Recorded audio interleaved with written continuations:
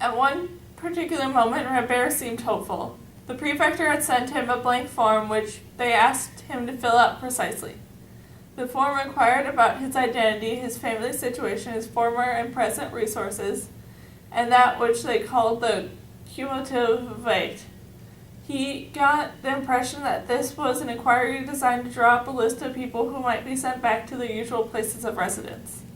Some vague information picked up in an office confirmed this notion, but after a few pieces of question managed to find the office which had sent him the form, was told that the information was being collected in the event. In the event of what? Robert asked. They told him that this was the event of his falling ill with the plague and dying, in which case they could, on one hand, inform his family, and on the other, know whether the hospital fees should be charged to budget of the town or whether the request of reimbursement from his relatives. Obviously, this proved that he was not altogether cut off from the woman whom he was waiting for him. Society was taking his interest in them, but with no consolation. What was more remarkable, and Robert consequently remarked on it, was the way in which, in the very midst of the disaster, the office could carry on working and taking initiative approaches to quite different times, often unknown, and the highest authorities of the simple reason that it was designed to operate this way.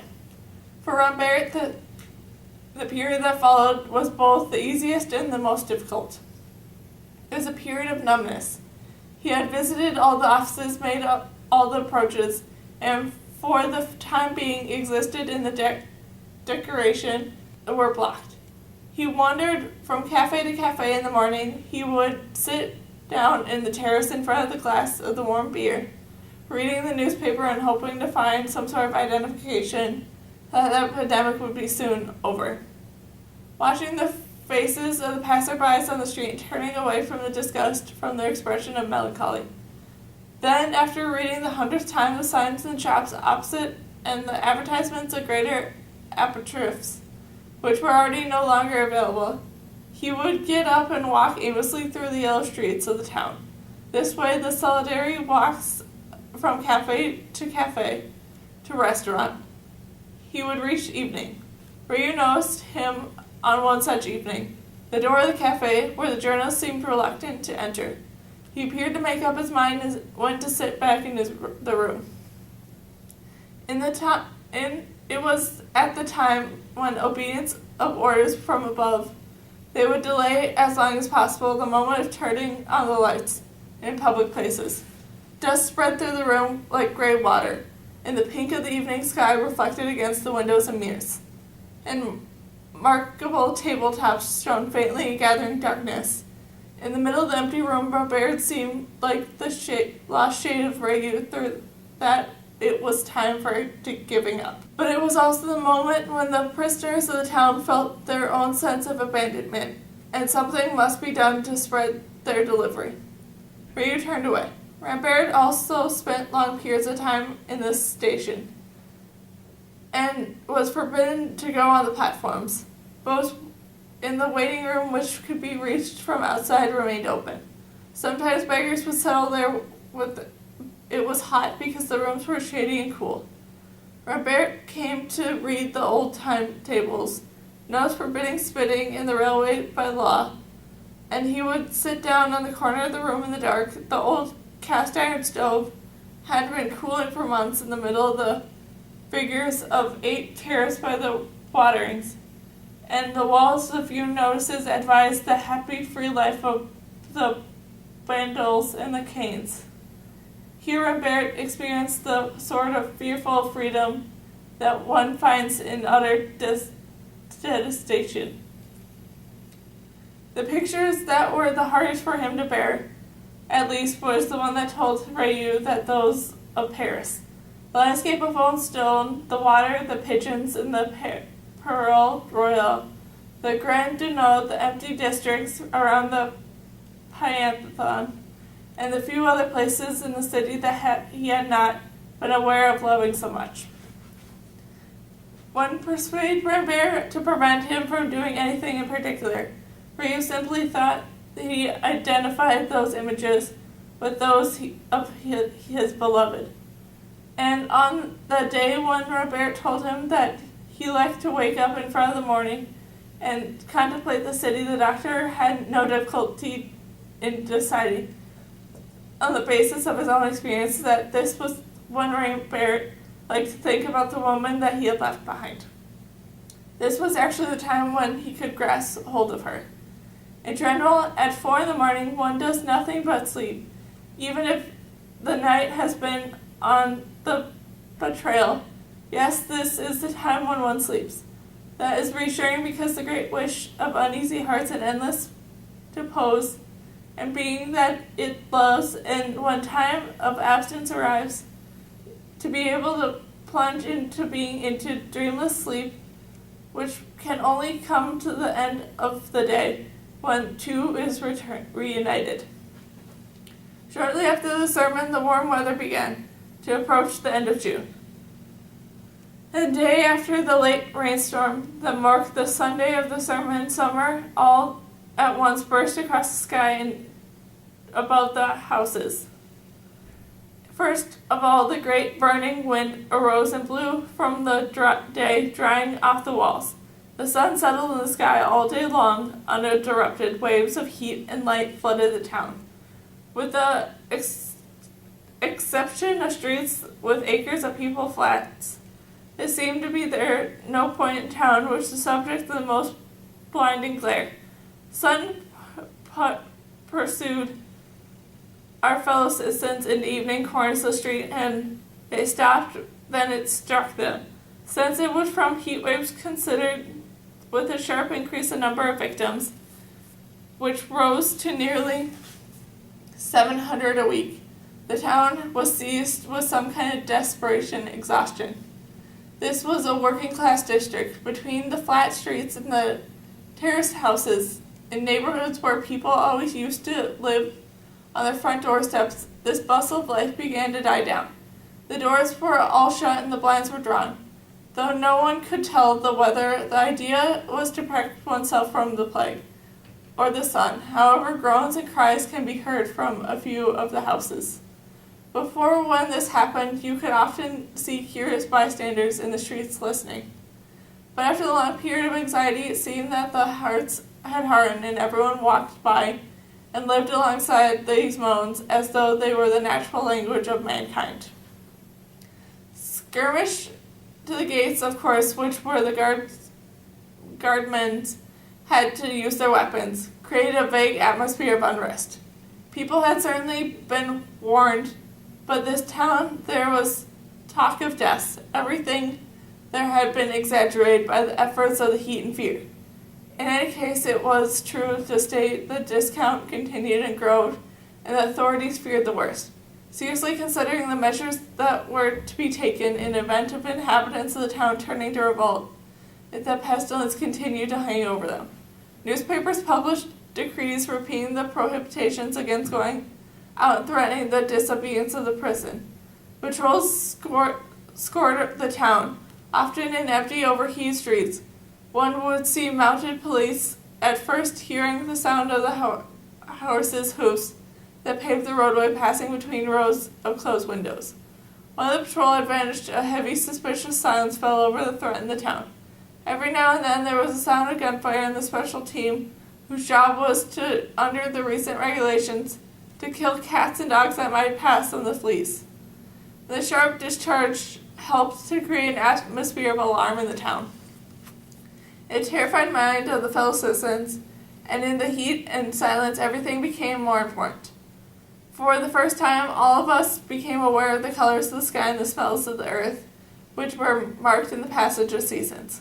Each person realized with anxiety that warmth would favor epidemic, and at the same time, each one saw the summer was settling in. The calls of the swift in the evening sky became sharper above the town, and the sky itself had grown too small. From the dusk of June and the pushback of the horizon in the country, and the marks of the flowers no longer arrived as buds were already blooming, and after the morning sale of the petals littered the dusty pavements. It was clear to see that spring had exhausted itself, giving off the bounty of thousands of flowers to be seen out everywhere around, and now it was to fade away, slowly crushing beneath the double waves of the plague and the heat. Summer sky and these streets paling beneath the colors of dust and boredom. It had same sinister meanings for everyone as the 100 additional deaths that weighed daily upon the town. This instant sunshine this season, with the flavor of sleep and holidays, no longer invited one of the pleasures of water in the body this once had. On the contrary, the silence enclosed the town and gave a hollow sound. They had lost the resident shine of the happy times. The plague sun exhausted all colors and drove away all joy.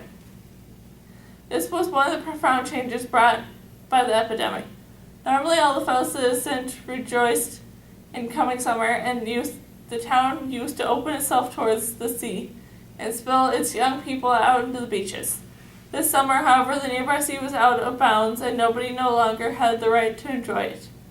In these circumstances, what could one do? Once more, Theroux was the person who gave the most accurate picture of life as it was then. Naturally, he followed the course of the plague in general, accurately observing, and the turning point of the epidemic was marked by the radio no longer announcing some hundreds of deaths per week, but 92, 107, and 120 deaths a day. The newspaper had the authorities to engage in battle of wits with the plague.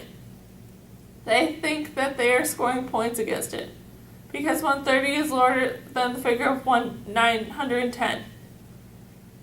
And would also note the touching and impressive aspects of the epidemic, like the woman who, in the empty district, with closed shutters, had suddenly thrown open the windows above her to let out two great cries before pulling the shutters closed again in the deep shadow of her room. In addition, he pointed out that the peppermints had vanished from the chemist's shop, and because a lot of people sucked on them in defense against infection.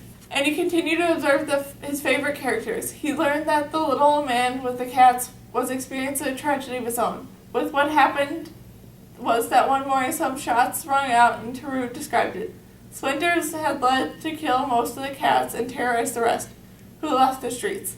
The same evening, the little old man had gone out to his balcony at the usual time, shown some indication of surprise, leant over, looked down at the streets, and settled down to wait, his hand tapping lightly against the railing of the balcony.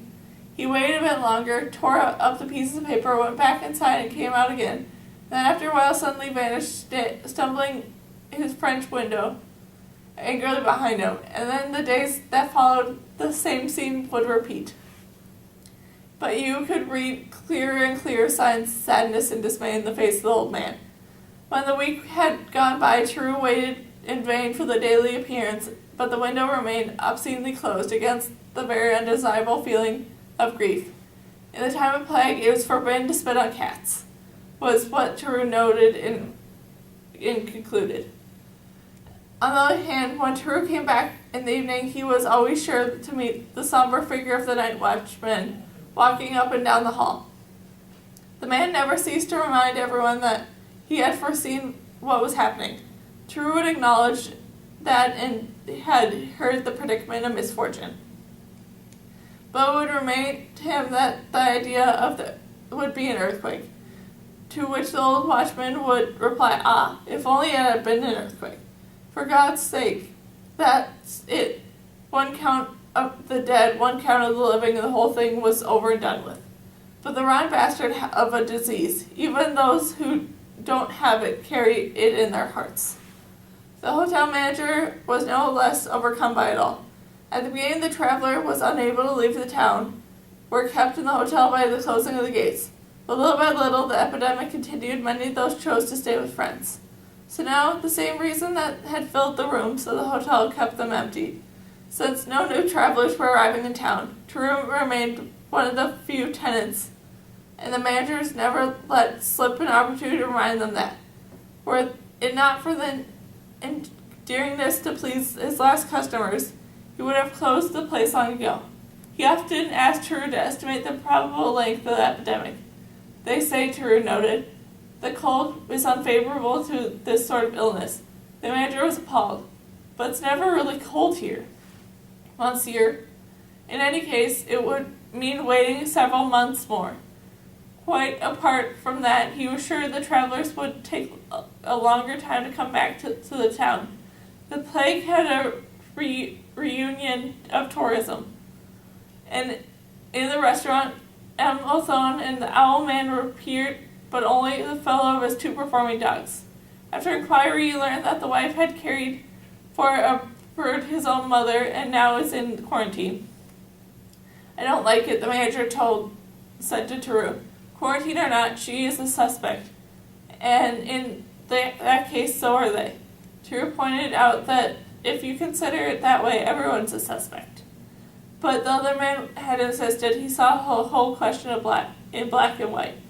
No, Monsieur, neither of us is a suspect, while they are. But the trifle such that would not change. Emma thoned here, and the plague was wasting its time. He came to the restaurant in the manner, sat down before his children, and proceeded to deliver a well-tuned hostile remark to them. Only the little boy had altered in appearance, dressed in black like his sister, and little more shrunk into himself. He looked like a smaller shadow of his father. The night watchman, who did not like Amothone, told Tarot, "No, but that one, he'll die fully dressed. Like that, no need to lay him out. He'll go as he is." Panlu's sermon was also noted down by Tarot, but with the following commentary. I understand the appeal of such a door. At the start of the pestilence, when one is over, people always indulge in the little rhetoric. In first case, the habit is not yet lost. In the second, it is already returned. In the moment of misfortune, one becomes accustomed to truth and to stay silent. Let us wait. Finally, Tarot observed that he had no longer conversation with Ryu, in which all he could remember was that he had a good outcome. He noted the context of the light brown color of Monsieur Ryu's senior eyes. Rather oddly stated that the subject's face in which one could read. So much goodness would always be stronger than the plague. And finally, he devoted quite a lot of space to the old asthmatic who had been treated by Ryu. He had to see him with the doctor after their talk. The old man had greeted Tarot by giggling and rubbing his hands. He was in the bed, propped up against by a pillow, and his two saucepans of chickpeas. Ah, another one, he said when he saw Tarot. It's the world turning upside down, more doctors than patients. That means it goes fast, huh? The priest is right. Well, we all deserved it. The next day, without warning, Tarot came back.